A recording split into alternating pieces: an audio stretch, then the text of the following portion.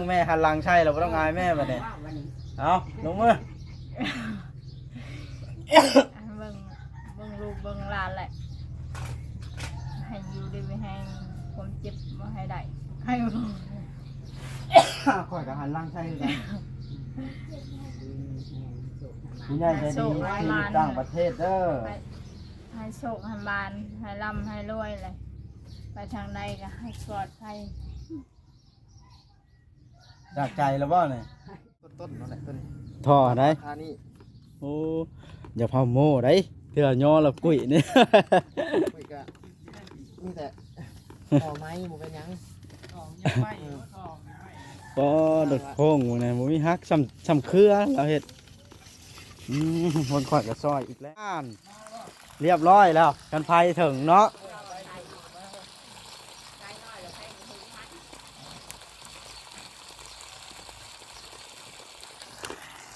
สายน้อยละไฟบ่ถึงพี่น้องเอ้ยบัดนี้1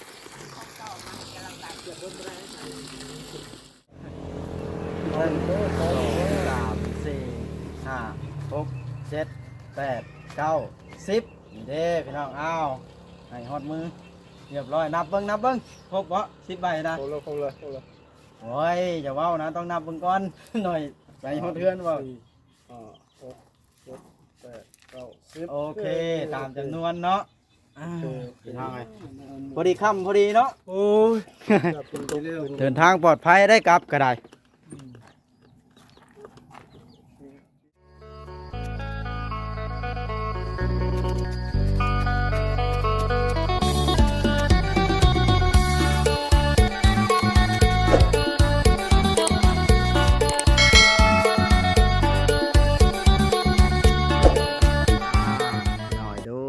เปิดภาพขึ้นก็อยู่เพื่อนชาแตงอนเจาะน้ำเป็นที่เรียบร้อยแล้ว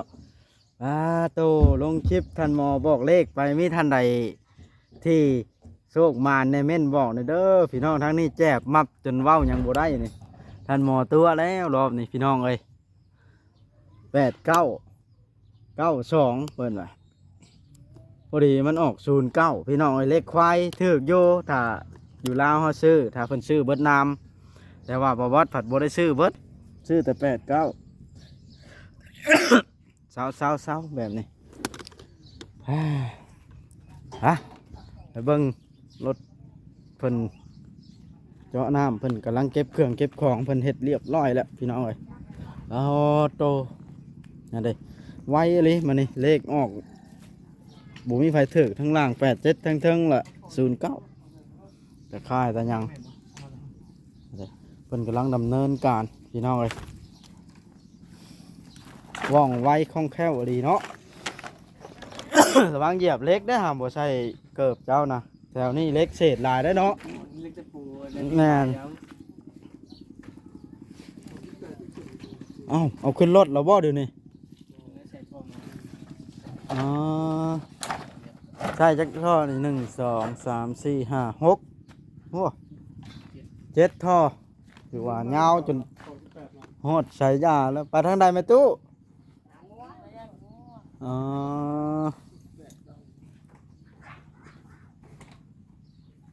ยังหมูฟอยังดึงออกมาอีกโยว้า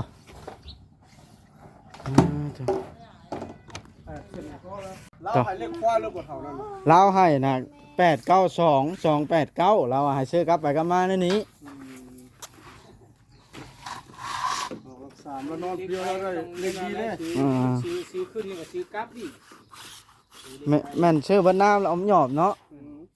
เสียดายอย่ามันโมเมนบุญเรานอนเดียวแล้วเล่นพี่วัวโศกบอกเราพี่บอกมันมีเฮือนผีดำเฮือนน้อยในข้างเฮือนลาวนี่ผีในหันแล้วไปเยื่องเบิ่งก็มีอีหลีเฮือนผีดำก็ได้เฮือนผีน้อยแล้วนะอยู่ในนี่เพื่อนนั่นนะเรานอนผู้เดียวเนาะสาวแพทย์เนาะผู้เดียวลูกหลานก็ผู้ไปขาดสิบุได้เงินสาแตงอ่อนก็ได้ว่าอันเจ้าของเจ้าน้ำสิถือเลขได้ได้ยินเพิ่นเว้าเนาะเขาเว้าชีวิตลูกบอกที่ไปซื้อมันบางทีจกไปคุกทางขึ้นนะแล้วหงอกนั่นแหละ เอ้าเจอได้เดินมาก็บ่มีกินก็ไปแล้วเจ้าเอาจงบ่แดดเนาะมานี่อยากอะไรเนี่ยกินช้อนตัวยากก็ได้ ไปชื่อนั่นแข่งขึ้นน้ำผ่าเลยเช้า ใช่เด้ใส่งอนน้ำบานนะเพิ่นกับข้าวย่านฝนทำลัดทางเพิ่นสิออกจากให้น้าบ่ได้เนาะ เจ้าของเจ้าน้ำก็ได้ เอารถออกไปไว้เอารถออกไปไว้เป็นตุกกับใครแน่นเหล่าเลยจ้ะ เอาสิเสียค่าอันไทยให้เพิ่นนี่ผู้นั้น50 พอดีแสนหนึ่ง เจ้าละ50ผู้นี้ละ100,000เด้อเดี๋ยวไปให้เพิ่นเด้อแม่เตียน100,000ผู้นั้น50แม่เจ้าละ50 แม่เป็นผู้ อ้าวถ้าเป็นโหหาเสียให้เพิ่นเด้อ ส่งขนาดดำด้วยใหญ่ใจดีถึงมาซอยนางแตงอ่อนจะให้ส่งให้มาให้ดำเลย ถ้าทางนั้นไปนั่งใกล้แม่แล้วขอบคุณเพิ่นเลยในคลิปนี้ข่อยสิไป ให้อยู่น้ำลูกน้ำหลานเฮ้ย จ่ายเงินค่าเพิ่นเฮ็ดได้ให้มันแล้ว อันนี้มีแห้งความเจ็บจะได้ความไข่อย่ามีแล้วให้โชคให้มานให้มันคำแก้วให้ไรมากคือนำผ่าเด้อไรเข่ามือออกมือเศร้าให้ไรเข่ามือแรงให้หังให้มีให้อยู่ดีแห้งความเจ็บจะได้ความไข่อย่ามีให้โชคให้มานให้รำให้รวยให้เบิ่งลูกเบิ่งหลานต่อไปให้หนาให้นางแตงอ่อนนี่แล้วบ่มีผู้เบิ่งผู้แยงให้เบิ่งช่อยกันให้ผู้ใหญ่ใจดีก็ดีสาธุให้เบิ่งให้แยง ค่อยอยากให้ นางแตงอ่อนนี่ สาวแตงอ่อนเด้อเว้าบาดนะ เอ้า จากใจเพิ่นที่เพิ่นได้น้ำได้ในแล้วก็ได้ตะไคร้นี่ขอบคุณเพิ่นสิ แล้วได้ดีหมกดี นี่กล่าวคำขอบคุณนะได้ยกมือขึ้นแล้วเว้าจากใจเจ้าล่ะบ่ต้องให้ไปสอนแบบว่าขึ้นเองแล้วเว้าลองเบิ่งเอ้า พอแล้วแม่ขอบใจเพิ่นห่างให้มีไปหนา เอาน้องมือขึ้น หมาน อยู่ดีไม่แห้งให้เบิ่งลูกเบิ่งหลานไปทางไหนให้ปลอดภัยแหละให้ร่ำให้รวยแหละให้ เอาบ่ต้องอาย ได้ของบอยมี สำนั้นบ่แม่ยายใจดีที่อยู่ต่างประเทศเอ้ย ให้ให้มานให้ร่ำให้รวยเด้อ เอาไม่ค่อยโบแล้วทำนี่เอาอีกครั้ง เจ็บจะได้ความไข่อย่ามี เว้าดังๆพ่อให้ FC พังน้ำกันเบัดสุคนนี่ ไปมื้อหน้า ฮะ เพราะว่าไปแล้วลูก ให้ห่างให้มีให้อยู่ดีไม่แห้งจู้วะ เฮ้ยบ่ได้บ่แม่นน้องแอได้อัน เรือ นี้ แม่ นี่คือคำขอบคุณที่เพิ่นอยากเห็นได้เพิ่นช่วยเฮาแล้วเฮาก็ขอบคุณเพิ่น ก็มีบุญก็มี บ่ได้ต้องออกมาจากใจเอาอีกครั้งหนึงแม่หันหลังใช่เราบ่ต้องอายแม่บัดนี้เอาลงมือ ให้เบิ่งลูกเบิ่งหลานแหละให้อยู่ดีไม่แห้งความเจ็บมาให้ได้ให้เบิ่ง ข่อยก็หันหลังใช่กันคุณยายใจดีที่อยู่ต่างประเทศเด้อ ให้โชคให้บานให้ร่ำให้รวยเลยไปทางใดก็ให้ปลอดภัย จากใจแล้วบ่นี่ โดย ว่าเป็นชำนี้เอาขอเพียงแต่จากใจสุดท้ายนี่บ่บอสก็ขอให้อวยพรให้เพิ่นก็ขอให้เพิ่นสุขกายสบายใจอยู่ดีมีแห้งเด้อแม่ใหญ่เด้อเนาะขอให้แม่ใหญ่ได้บุญหลายๆขอให้แม่มีความสุขแม่ใหญ่นี่เพิ่นอยู่ต่างประเทศสาแต่งอนเลยอยู่ SA สหรัฐอเมริกาเป็นผู้เดียวกันกับผู้ที่เฮ็ดเทือนให้ท่านหมอเด้อโตเรียบร้อยบัดนี้เนาะเบิ่งข่อยลงไปสำรวจเบิ่งก่อนข่อยสิใช้ได้ให้ตกลงแล้วกันเด้ข่อยบอกเพิ่นเรียบร้อยแล้ว สบายเลยอันนี้ ต้องมาลงเบิ่งก่อนพี่น้องเอ้ย ค่าอันเจาะน้ำเพิ่นสิบ่ลดให้เฮาเนี่ยบ่จัก 2-3 พันพี่น้องเอ้ยนั่นเด้เอ้าผู้นี้เริ่มเฮ็ดแชมป์แล้วบ่คู่มือนี่เพิ่นวางมือแล้วบ่เดี๋ยวนี้เปลี่ยนกันเฮ็ดเลยเตรียมปักพื้นปักพายมาให้เพิ่นเด้อสายแตงอ่อนเด้อโอ้เพิ่นขับรถออกไปไว้บ่อันนี้พี่น้องเอ้ยเฮ็ดท่อกวมให้ค่อยหน่อยเด้อเพราะว่ามันบ่มีผู้เฮ็ดได้บัดแล้วนะเพราะว่าเราบ่ได้มีผัวได้ เฮ็ดท่อกวบยันเด็กน้อยป้อนหินนั่นนี่ลงแบบเพื่อนท่านหมอหั่นนะโอเคเนาะโดยเตรียมมาไว้เพิ่นร้องได้แล้วล่ะ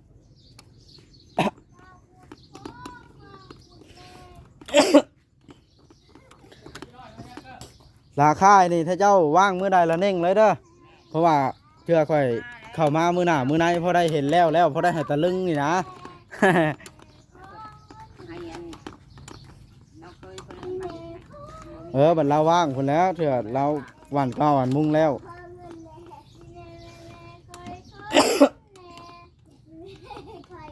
โอ้ยใหญ่แล้วก็อ้อแอน้องอ้อยนี่อยู่ได้แล้วแบบน่ะ ไม่ตาให้น้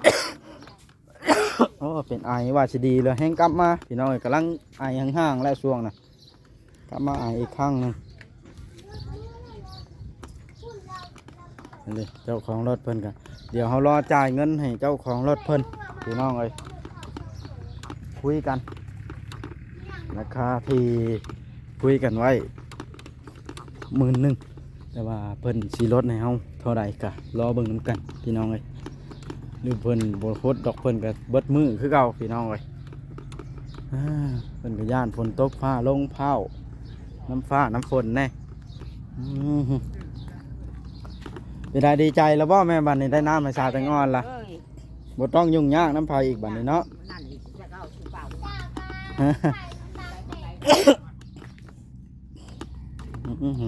โอ้เพิ่นกะเกี่ยมมาบ่ต้องยุ่งยากน้ำไผบ่แต่สาแตงอ่อนบัดนี้ โดย ทำสิใช้น้ำเนาะ โดย อาบเท่าได้น้ำ ต้องสะอาดเด้อบาดนี้ได้น้ำแล้วอาบน้ำคู่มือเด้อ เริ่มเป็นชาวแล้วได้ฮะเสื้อก็ขาดเห็นบ่ฮะเนื้อขาดไปผู้บ่าวเห็นนมเน็มแล้วบาดนี้นมเน็มเริ่มพูงเพลงแล้วเนาะ โดย ใส่เสื้อดีๆนะเด้อว้าวพัดว่าเอาแอ้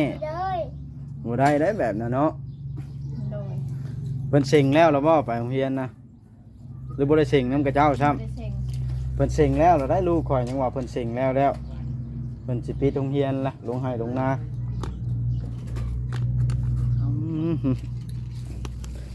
แล้วไว้มื้อนี้เนาะ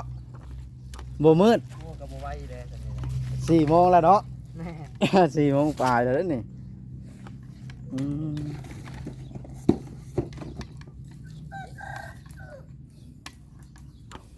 โอ้ตัวนี้นะเจ้าสิเฮ็ดอันกวบยุ่มไว้แบบเคยเฮ็ดนะบ่ตัวนี้ฮะโดยสมมุติใด ตายเด้รับประกันนะค่อยว่าภายใน2 มื้อหรือบ่ได้มีรับประกัน ใดนี่บ่ แม่น ใดนี่ก็ซื้อคนมาคือกัน เจ้าก็รับ คัน ปาก ว่าอยู่ บ่ได้ ได้ว่าอันคันน้ำบ่ขึ้นหรือมีหยังก็มาเบิ่งให้อยู่ โอ้ต้องโทรหาเนาะ แม่นแหละ โด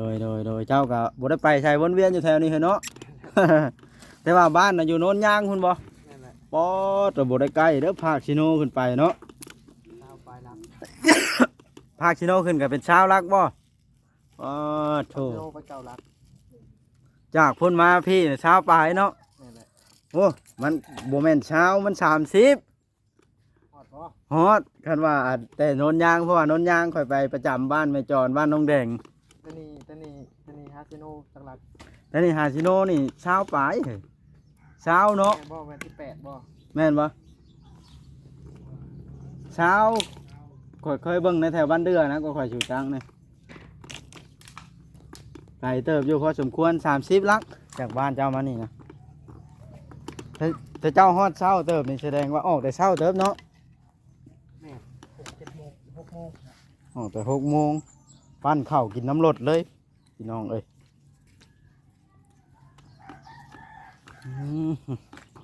กว่าสิแล้วก็จนสิมืดคือเก่าว่าไว้ก็ได้พี่น้องบุญบ่เลิกเฮาท่านหมอยังทอหนึงพี่น้องเอ้ยอันนี้มัน30ของท่านหมอละ40ยังอีกท่อเดียวบ่ซ้ำของลุงหมอน้ำนี่ครับประกันหลายพี่น้องเอ้ย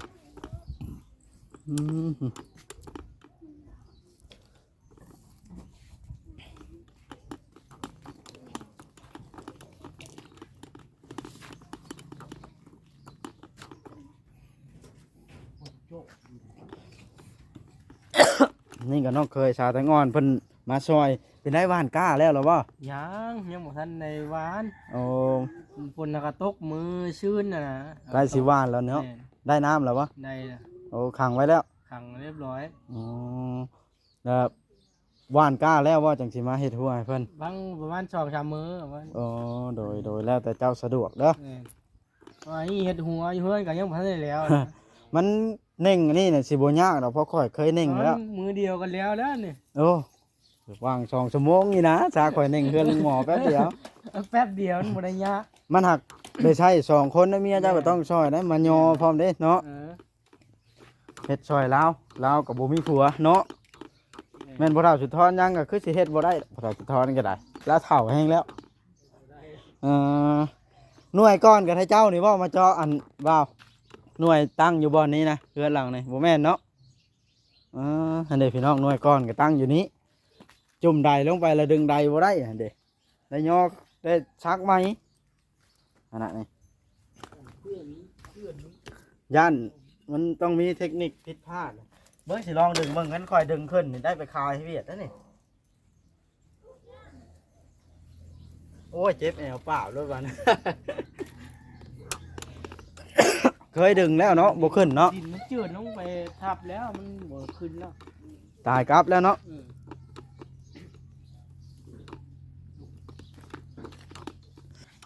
นี่พี่น้องเอ้ยเพิ่นกำลังต่อโหยาวไปจนฮอดโอ้ตัวนี่แหละพี่น้องเอ้ยความคุ้นเคยในเฮาเฮ็ดในเฮาย่านมันฮักแล้วไปต่อยาวปานนี่โหท่อสร้างได้นี่ท่อแป๊บพี่น้องบ่แม่นท่อยางดึงอันนั้นได้อันนี้ฮะเป็นหยังคือใช้ท่อบ่ใช้อันท่อยางนั้นมันมั่นกว่ากันบ่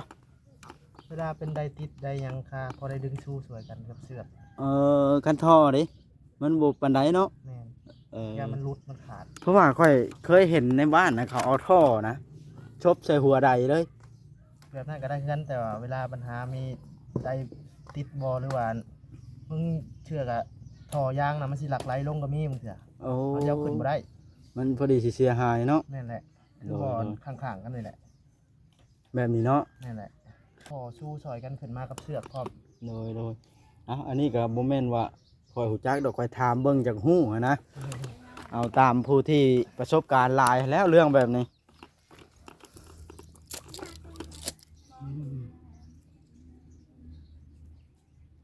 โอ้เจ้าต้องได้ตัดต่ออยู่พี่เนาะ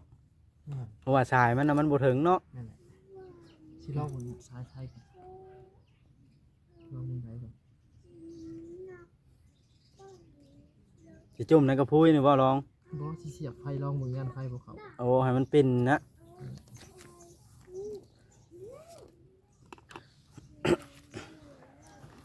เจ้าต้องพันลายๆไว้ให้เพิ่นเลยได้ ลอง อันนี้สาวแตงอ่อนแล้วบ่ได้มีผัวได้ฮะไผบ่ทันได้เมียสิแนะนำให้เลยนี่ บ่ได้บทสอง ยังบ่ได้บัดซองเลย ผู้สาวได้ฮะอายุเรากับบ่ได้หลายได้30กว่าปีนี่ ไอ้บักไฟเป็นมีไฟอยู่บ่ มี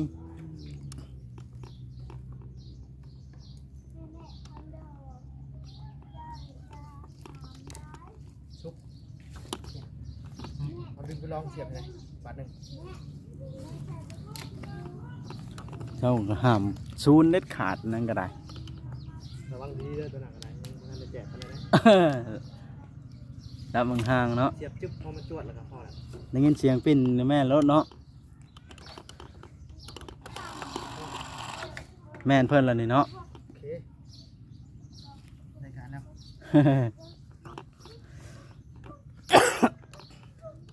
ไปใช้ละเจ้าของรถเพิ่นเมื่อก่อนนะเจ้าบ่ ยัง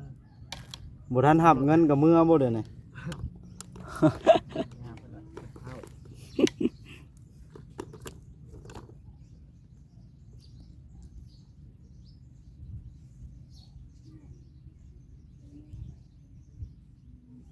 เสือกนี่มันจากประสบการณ์ที่เจ้าจอนี่มันจักปีจังดอกจังดึงขึ้นใดขึ้นบ่ได้นี่ เขาถามว่าป้าไว้อยู่เทั้งโคกตากแดดตากลมนี่ได้แต่ปีเดียว อันนี้เด้อจ้ะ เขาถามว่าจุ่มน้ำอยู่ในสร้างแล้ว10 ปีก็บ่ขาด ดึงกันแน่นอยู่หั่น แม่น เออ มันแบบบ่ถึกแดดเนาะ แม่นแหละคันจุ่มน้ำหรือบ่ขาดจุ่มน้ำ อืม บอลสิขาดอยู่เทิงบอลสิขาด มันอยู่มันถึกแดดพี่ แม่นแหละ เออบ อลบ่จุ่มน้ำถ้ากันอยู่ในห่มก็บ่เป็นหยัง กันถึกแดดละเสร็จเลย แม่นประมาณปีเดียวเท่านั้น อืมโดย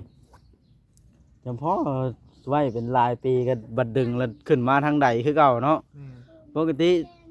เชือกมันต้องดอกกันในความคิดของคนหั่นนะ ก็ว่าบ่เชื่ออยู่แต่ว่าปัดไปดึงขึ้นมาสร้างเก่ากับเจ้าก็ยังคือเก่า อันนี้แบบนี้แล้วเท่าไรปีแล้วนะย้อนไว้นะพี่ดึงยังบ่ได้ขาดเชือกน่ะ อืม แต่ใดบ่ขึ้นซื่อๆเนาะ สถาเป็นสายทอแป๊บนี่มีสิทธิ์ขึ้น อันนี้นะ อืม อืม เป็นสายสายยางเอาว่าตัวนี้ จักข่อยก็จักเพิ่นใช้หยังบ่ได้มาเบิ่งน้ำเพิ่นตะกี้เพิ่นชักหลายปีเดือบละ4-5 ปีแล้ว แต่ว่าบ่มีท่อเนาะเดี๋ยวนี้ บ่มีเดี๋ยวนี้ ย่านเพิ่นเป็นสายยางหลายกว่า มีแต่เสือก สายยางมันเถื่อบัดบ่ได้มัดไว้ผัดหลักไหลลงก็มีสายยางก็ลงไปแหยกไปเต็งกันไว้ดึงก็บ่ขึ้นถ้าเป็นสายยางอ่อน ตัวนั้นเป็นสกอตยางว่าตัวนี้ แม่น แล้วเอาตัวนั้นทับอีกว่า กันน้ำโดยเฉพาะ เออ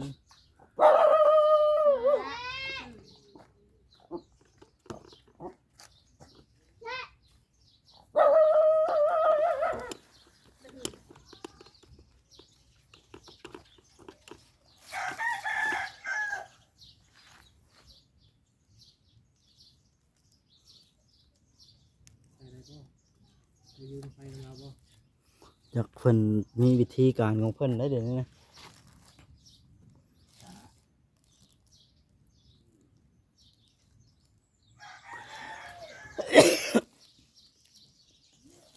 สำคัญใส่แอวบาทนี่เนาะก็บุรุษแล้วเฮ็ดแบบนี้นอกจากขาด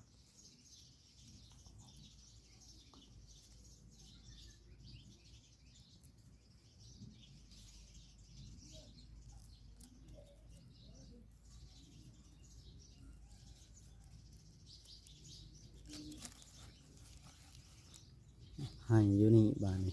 บ่มีรุด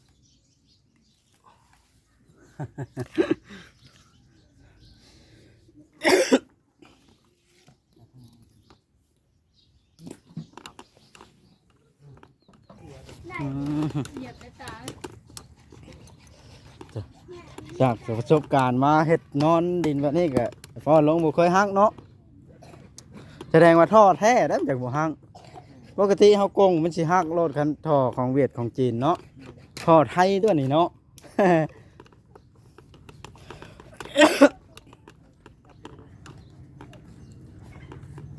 ดีในอันดับต้นๆนั่นแหละต้น ท่อได้ ราคานี่ โอ้อย่าพาโม่ได้เถื่อย่อแล้วกุ้ยนี่ คุยก็มีแต่ต่อไม้บ่เป็นหยัง ก็ดอกโค้งนะบ่มีฮักซ้ำเครือเราเฮ็ดคนข่อยก็ซอยอีกแรงซอยบ่จักวางสิซอยเลยยากแล้วเบิ่งไปโอ้ยาวไปไกลๆพี่น้องฮอดพุ่น จุ้งไว้ เขียนบ่อืม ถ้าเป็นของจีนนะบ่ได้ของจีนนะ ถ้าเป็นของเวียดของจีนแล้วมันฮักแต่แท้เนาะ ตอนลงอยู่แล้ว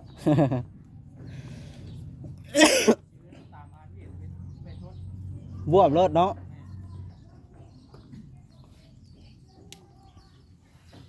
นั่นคิดว่า36 เมตรพี่น้องเอ้ยบ่ได้ตัวได้อ่ำเห็นกับหูกับตาความยาวเจาะกระเจาะแต่แท้เนาะนะ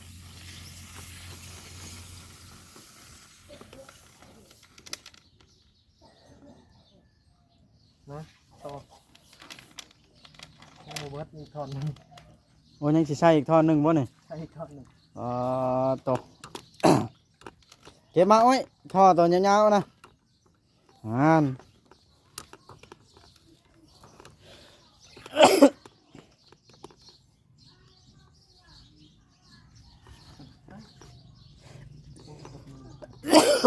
ปีกไก่นี่มีประโยชน์อะไร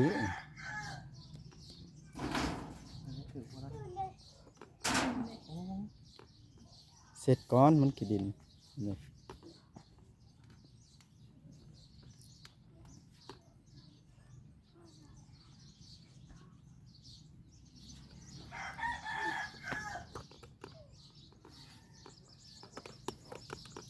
เทียบคมไหม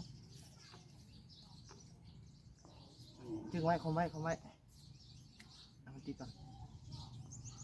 แห้งไว้ขนาดเนาะเรียบร้อย ได้ไหมสายไฟนะ ฮักหวาน ปิดมาทั้งที่หรอวะปิดมาทั้งที่ ชักแล้วปิ้นไปทางได้ชาแตงอ่อนปากปิ้นมายังทางพี่ ถ้าสิไปหดสวนหดพัก ปิ้นไปพี่ละปิ้นออกทางพี่ละ เพราะว่าเดินท่อไปห้องน้ำก็ได้ แม่นเดินไปทางใดก็ได้บ่นะปิ้นออกพี่ละออกทางพี่ละ ตีนนะ จากประสบการณ์เจ้าเคยไปที่ตั้งท่าใดตั้งเทิงกับใดจุ่มตัวใดแพงกว่ากัน ตัวนี้สีแพงกว่า ตัวนี้ยังแพงกว่าอยู่ นั่นแหละ ใดตั้งเทิงนี่กับตัวนี้ตัวใดเห็ดยากบ้านนะ ไปตัวหน้ายากประกอบตัวนะ ตัวตั้งเทิงน่ะอย่างยากเนาะ นี่แหละตัวนี้ยากระบบเจาะมอนงูใหญ่ละยากระบบเจาะเพราะว่ามันเกือบถึงพื้นที่มันแข็งกะ ตัวนั้นได้เอาช่องท่อลงเนาะเข้าใจแล้วมันยากก่อนกัน ตัวนี้ยากเจาะตัวนี้เพราะว่าเจาะมอนนี่ต้องเจาะเป็นงูใหญ่ลงสุดเองมอนต้องใช้เวลา เจาะหูใหญ่จนบัด30 เมตรตัวนี้ นี่แหละ ตัวนั้นล่ะเจาะหูใหญ่เล็กน้อยเนาะ งูใหญ่ครึ่งหนึง แล้วก็ต่อไปแล้วก็เป็นหูน้อยแล้วนี่จะทำมัดติดต้ม โอ้ยหมดแดงไพ่กันเลยครบกันอยู่หั่นอันนี้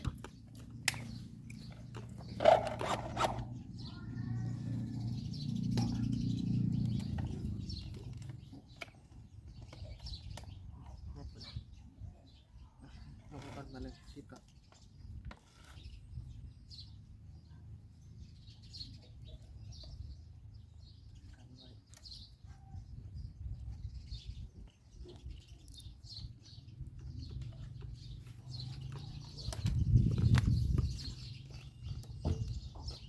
อ๋อแหกเลย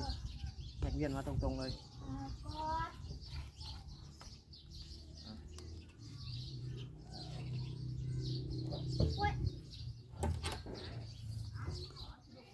มันขาดแล้วแม่นขาดตัวอยู่มัดอยู่เทิงพี่นี่เนาะ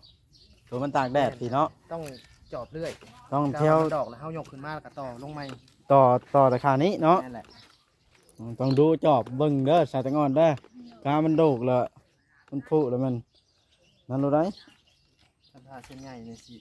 ทนอยู่เส้นใหญ่แต่ก็ยังโบ เอ้าบ่ได้ลงหูบ่นี่ ลงหน่อยมันลง แล้วมันลงเองมัน นั่นแหละเอาฟ้าปิดไปกับอันกับแกะเลย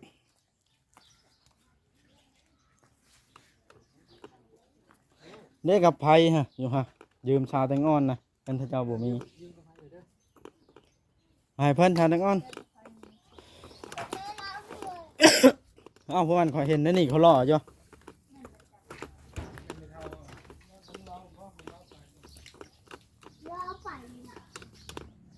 สายไฟเนี่ยเอาของ ฮะ สายไฟของสาย ในพุ่นแล้วเข้าไปไว้งานนะปลักไผ่ก็อยู่ในเห็นเนาะหรือเถิงใช้ปลักไผ่นี่แต่แตงอ่อน เพิ่งจะผ่านเลยนะ เถิงตะค่านี่แล้วเอาตะค่านี่ได้บ่ข่อยในใจจะเอาเข้าในแล้วปลักไผ่ยันมีคนมาเสียบลิ้น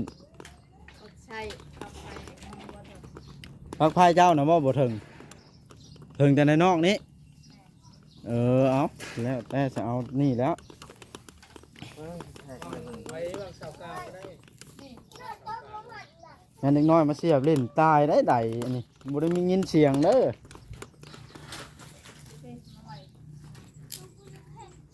แหกมันก่อนเด้อเอาอะ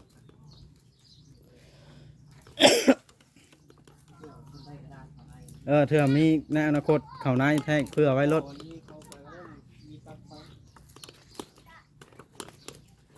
เจ้าป้อนเขาบอลนี่หมดแล้วนะให้มันวิดหัวเลยหมดแล้วบ่ได้มีผู้มาเฮ็ดให้ลาวได้ก็สิว่านี่หมุนบ่ลาวบ่ได้มีผัวขณะชายเบากล้องก็รับเมื่ออยู่บ้านแล้วเราได้บาดเลย บ่ได้มาก็มีมันยามทำนานี่ก็เต็กแล้วบ่ได้มา พายกันยากเวียกเนาะ ทำนาอีหยังบ่ได้มา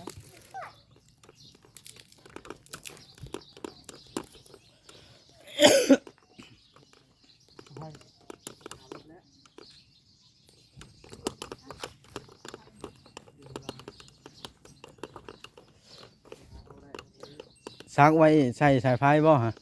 โอ้รอบครอบเจ้าปลดลงสักก้อน รอบครอบอีหลีพี่น้องเอ้ยนั่นแหละวิทย์เล็กน้อยพร้อมแล้ววิทย์ผู้ใหญ่พร้อม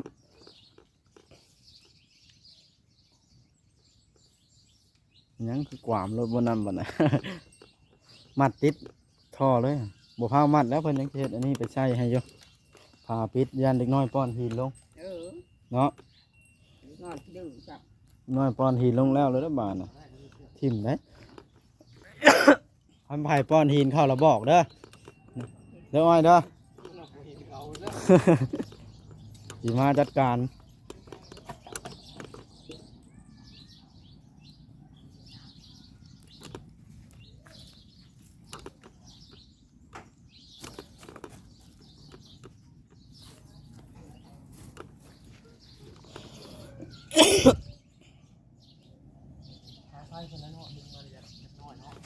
สายไพ่เนี่ยอยากน้อยคอยก็ว่าอยู่ขั้นชายแบบน้ำเจ้า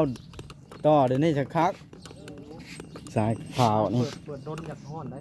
นอนแล้ว สายนั้นฮะ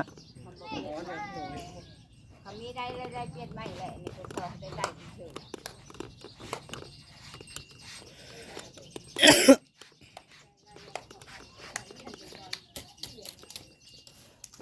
สายไพ่เจ้าของบ่ถึงอย่ามันกันเปลี่ยนสายไพ่แล้วจะเข้าไว้ในเวลาสาวแตงอ่อนบ่อยู่เพื่อมีผู้จังมากันแกล้งคนใกล้บ่อยู่เนาะเขาเสียบไว้แล้วตายได้ใด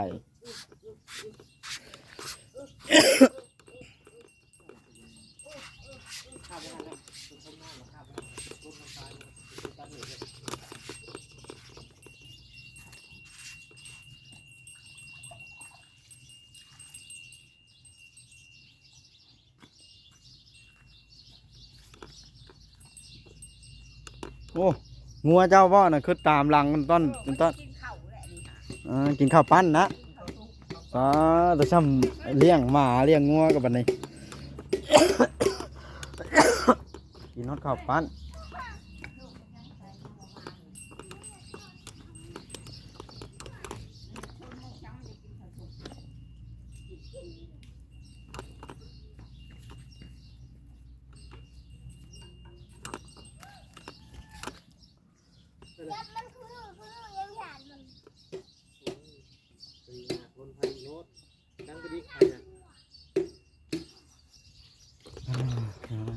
ได้ใดแล้วบาทในชาวแตงอ่อน เจ้าต้องเบิ่งคักๆก่อนสิเสียบใดเด้อ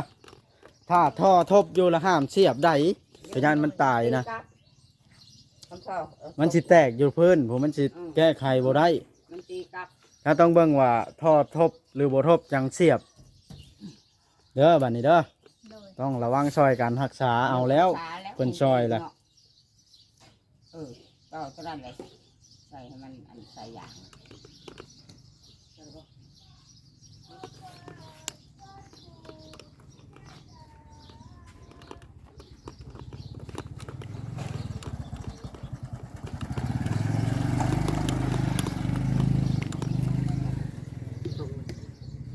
ชุดดีๆทุก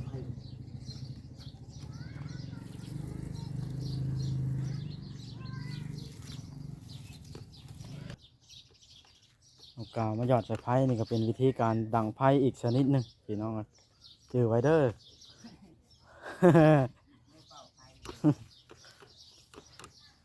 คนเฮ็ดน้ำหยังในแซมน้ำอันนั้น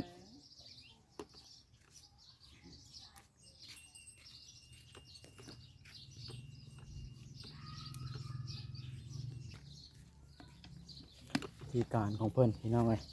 อัดเพื่อบ่ให้เด็กน้อยป้อนหินลงก็ถือว่าความคิดชั้นเลิศไอ้ลีข้อนี้ก็ได้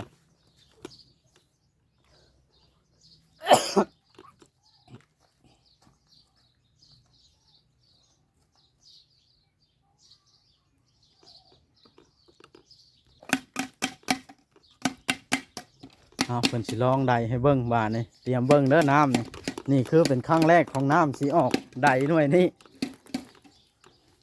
ถ้าเบิ่งน้ำกันพร้อมๆกันนี่พี่น้องเอ้ยบ่ได้ยินได้ใดใหม่เด้หรือไผบ่เข้าซำบ่ว่าแต่ใดปกติมันสิเฮิงกว่านี้บ่เนาะ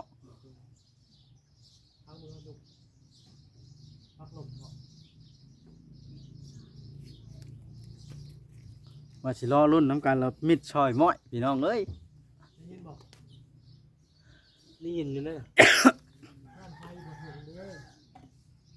ฮะ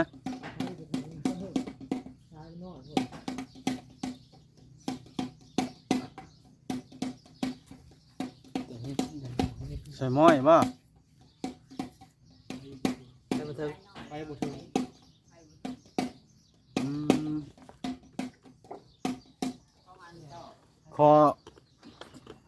คอเฉียบในน้ำเพิ่นนี่ เอาปลั๊กไฟมีปลั๊กไฟอยู่ได้ดึงปลั๊กไฟโด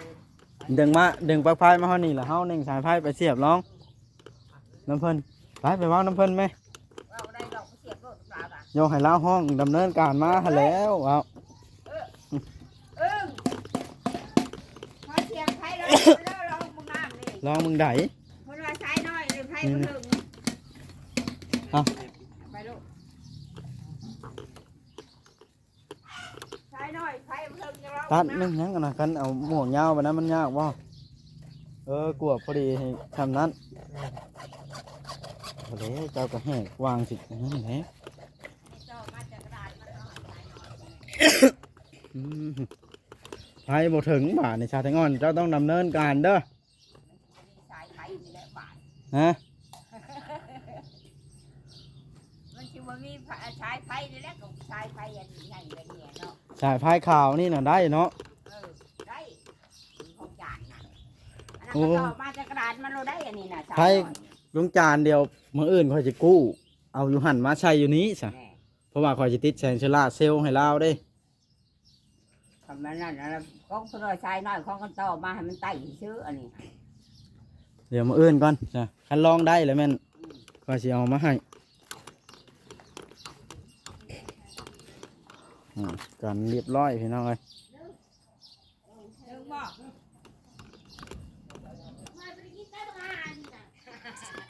เอาแล้วบาท ห่านเรียบร้อยแล้วกันไฟถึงเนาะ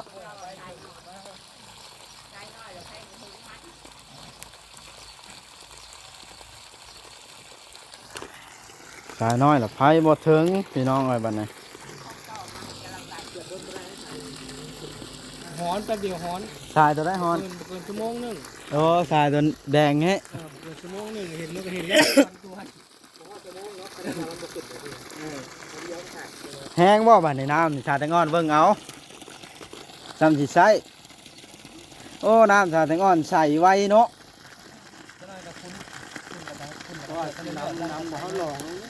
บ่เชื่อดอกคอยว่าสิคุณนะใส่เลยไปเบิ่งนะ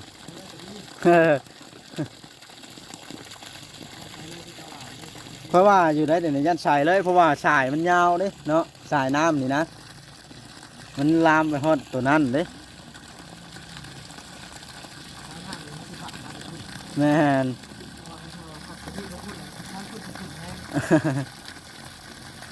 มันพัดแต่ที่ไปพุ่นอยู่แล้วนี่เบิ่งนี่เนาะพอไปตัวนั้นคือคุ้นซะเออ เอาโอเคเรียบร้อยบาทนี่เนาะถือว่าตกลงจ่ายเงินกันได้หัวหน้าอยู่ใช้วันนี้จ่ายน้ำเจ้าก็ได้บ่ต้องให้หัวหน้าฮับเนาะโอเคมาบอกกล้องกู้มาลองเบิ่งตัวนี้ดูบาทนี่ลองเบิ่งมันได้ขึ้นละ กู้ว่ากู้มาลองเสียบเบิ่งปลั๊กตัวนี้เบิ่ง บ่ขึ้นบ่ลองก็ได้ยันตัวนี้คือสิขาด ต้องยาเนาะ แม่น ถือว่าได้แล้วซ้ำนี่เนาะ สายไฟมันน้อย เอาพี่น้องเอ้ยก็ถือว่าทั้งเฮาก็จบภารกิจในมื้อนี้ก็ได้พี่น้องเอ้ยเพราะว่า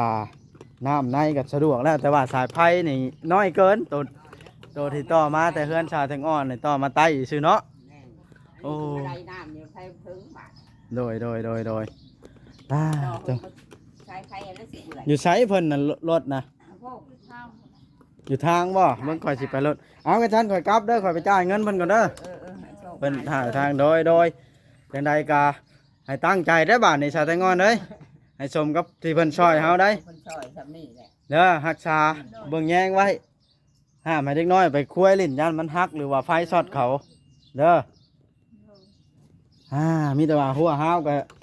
ถ้ามือได้ว่างแล้วจัดการเลยบาดนี้แล้วดำเนินการปลูกพังเดี๋ยวเรื่องพื้นเรื่องสายไฟเดี๋ยว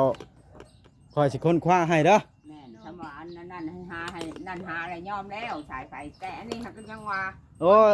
สายไฟก็ละพันไม่ได้สีขาวเลย แม่น โบแมนสิซื้อได้ง่ายเด้อสายเพิ่นเอามาใส่ใดให้นี่แม่นก็ละพันเลยข่อยเคยซื้อแล้วก็สีหู้นี่ไปพี่น้องไปจ่ายเงินเพิ่นถ่าอยู่ทางดำผมโอเคเด้อแม่เด้ออยู่ดีมีแห้งเด้อกลับก่อน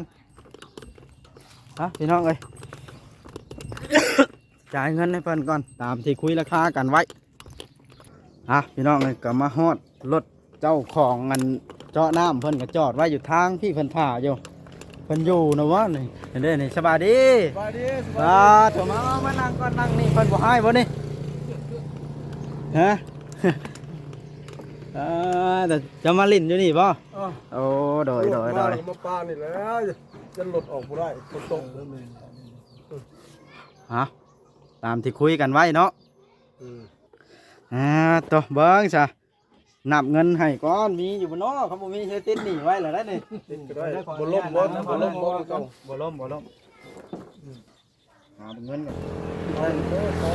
3 4 5 6 7 8 9 10นี่เด้พี่น้องเอาให้ฮอดมือเรียบร้อยนับเบิ้งครบบ่10ใบนะ คงเลย โอ้ยอย่าเว้านะต้องนับเบิ่งก่อน หน่อยไปฮอดเทือนว่า 6 7 8 9 10 โอเคตามจำนวนเนาะพี่น้องไงพอดีค่ำพอดีเนาะ โอ้ยจับเป็นเร็ว เดินทางปลอดภัยได้กลับก็ได้พี่น้องเลยพี่น้องไอ้คลิปนี้ทางบอบอสก็สิได้จบคลิปลงแล้วเด้อบัดนี้บอบอสก็สิได้กลับแล้วเดี๋ยวรถก็ได้แก้ตะข่ายมาก็เลยเอารถคันนี้มาพี่น้องเลยโอเคพี่น้องอยู่ดีมีแห้งเด้อ FC เบิดสุขูสุขคนเบิดสมองสุบอนที่เขาเบิ่งเขาส้มพี่น้องเลยขอให้ทุกท่านสุขกายสบายใจความเจ็บอย่าได้ความไข่อย่ามีเด้อทุกท่านที่เขามาเบิ่งคลิปบ่าวบอสเนาะฝากกดไลค์กดแชร์เบิ่งคลิปเบิ่งโฆษณาให้ในเด้อพี่น้องโอเคไปละบ๊ายบายพี่น้องบ๊ายบายเด้อสบายดี